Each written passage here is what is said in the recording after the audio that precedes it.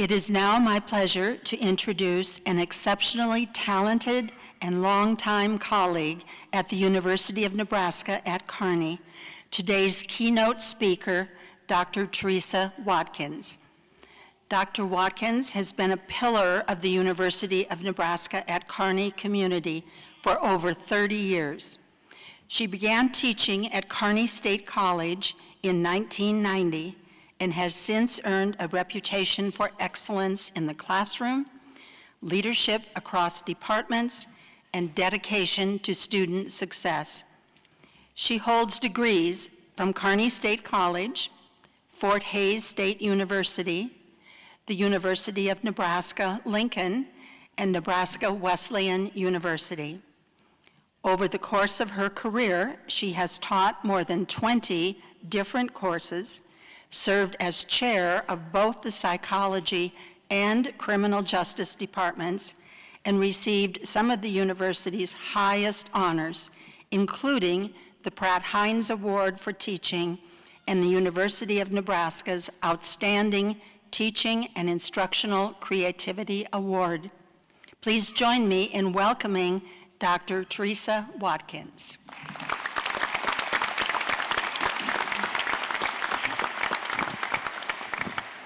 Good morning, class of 2025. It is a pleasure to be here this morning to celebrate this great accomplishment with you. You made it, and you should be proud. I'm sure it wasn't easy. Probably you had some sleepless nights, maybe some frustration at times, but you didn't quit. You might have wanted to at times, but you're here. So today marks the finish line of one chapter and the blurry, exciting starting line of another chapter. When I was invited to give today's commencement address, I started thinking about what I was going to say and what most talks I've heard are about. And I have heard a lot of commencement talks, not just in the ones where I was a student, but in the many years that I've been here at UNK. And it's funny, you hear all those talks, but it's different when you suddenly realize that you're the one that's going to be talking and you want to say something that's important or inspiring or motivating. Now, I don't know that anything I'm going to say is going to fall into those categories, but I do have 4 pieces of advice or wisdom that I'd like to share with you. So you've spent the last few years gaining knowledge. Now comes the real challenge, building your wisdom. And that only happens when you stay open to the fact that there's always more to know. There's always more ways to grow. Always more just outside your comfort zone, as Omar said. Wisdom comes from experience, so please bear with me as I use some examples from my own experiences. My first piece of wisdom is to stay open. Stay open to possibilities. Stay open to people. Stay open to change. Today is going to be one of those days that sticks in your memory maybe forever. Like you, I graduated from this campus, and I still remember sitting where you are today. Yes, it was a long time ago, long before it was UNK, but I can still remember it. It was exciting and a little bit scary, because I wasn't sure what was coming next. And I had changed my major a few times. At one time I was going to be an accountant. Another time I was going to be a computer programmer. I was even going to be a funeral director at one point. The last thing I thought I was going to be was a teacher. But we can see that that didn't go according to plan. So I finished my bachelor's degree in psychology and I went on to a master's with the idea of being a counselor. And you might think, as much as I changed my mind, I must have been pretty open to change. And maybe I still am, because I've switched recently from psychology to criminal justice just in the last 4 years. But I have to admit that as I get older, change is a little more challenging, and I might even be a little bit resistant at times. But wisdom has told me, don't worry about whether anything is going to change, because it is. It's always going to change. Nothing stays the same. Change is probably the one constant. And if you don't stay open to the change, I swear it will drive you crazy. So stay open to change, open to opportunities, to people, and especially to learning, even when you think you're done learning. The truth is, the minute you graduate today, life stops giving you syllabi.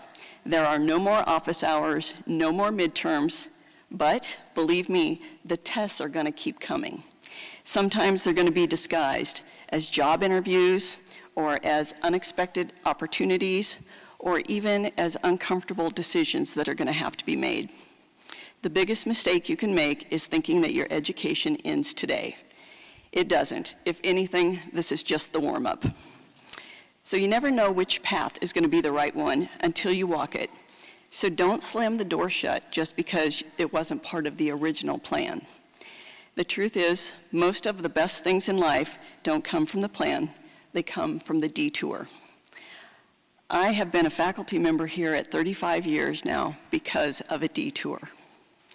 In fact, when I was an undergraduate, I took speech class, as we all have to, right? I decided I was never going to have a job that I had to talk in front of a group of people. We can see how that turned out. So the best things in life might just come from saying yes to that unexpected job like I did, or a challenging class, or a new city, something that's uncomfortable or uncertain, inconvenient. If you stay open, you'll start to see those moments not as disruptions, but as invitations. Invitations to grow, to stretch, to pivot. My most recent example of staying open to invitations was when I was asked to give this commencement address.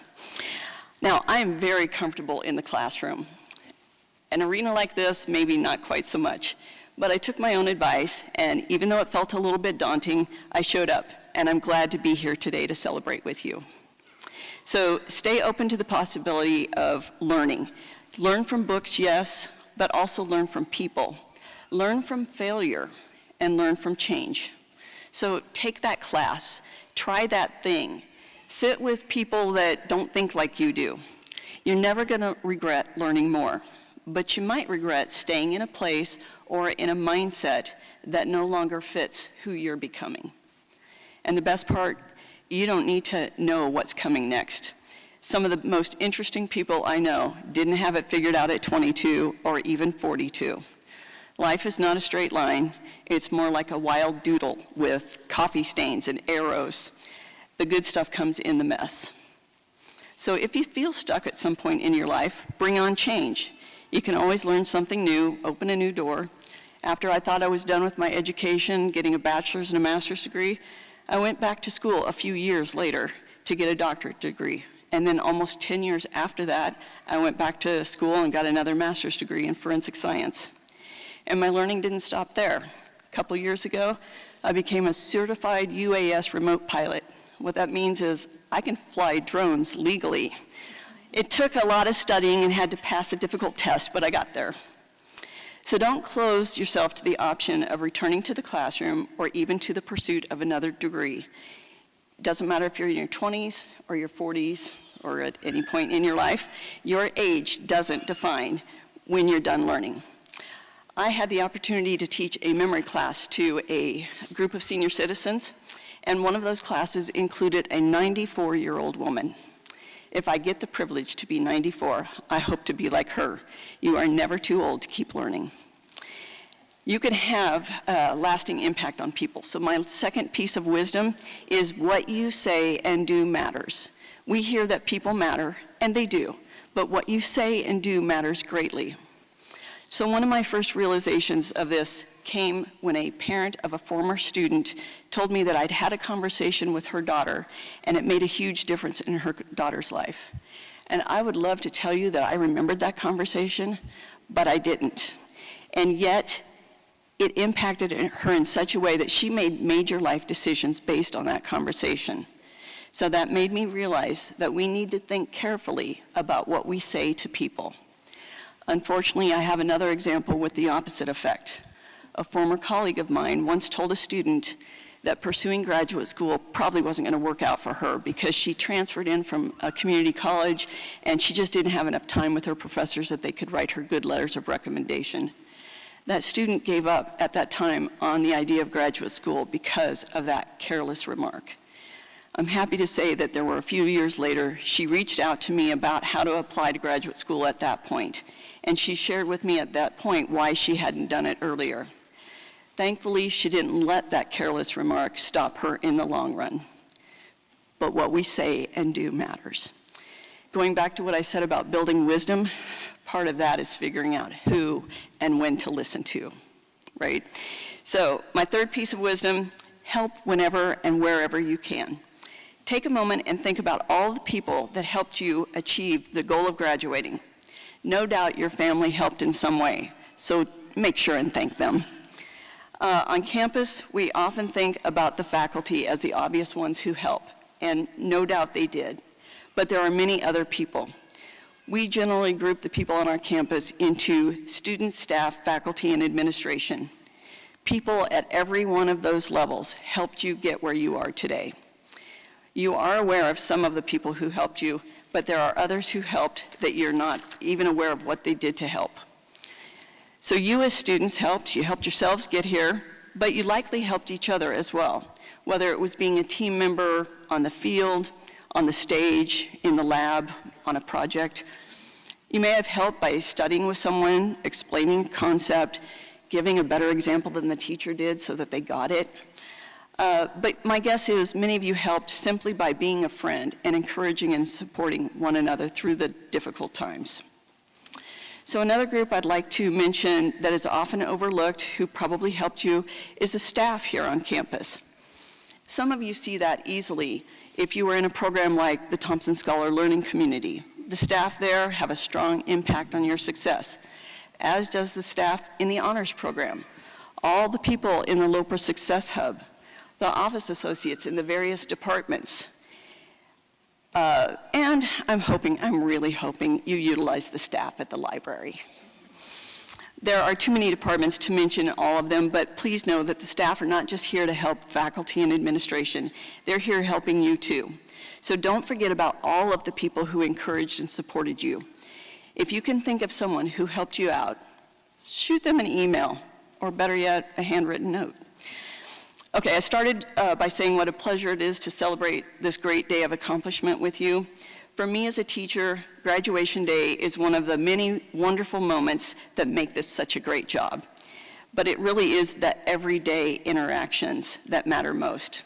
So think about what you do and what you say to others, help when you can, and stay open to the change that is inevitably coming your way. So I'm going to end with a quote and my fourth and final bit of wisdom. The quote is by Francois Fénelon. The more you say, the less people remember. And so my final moment of wisdom is know when to stop talking. Thank you.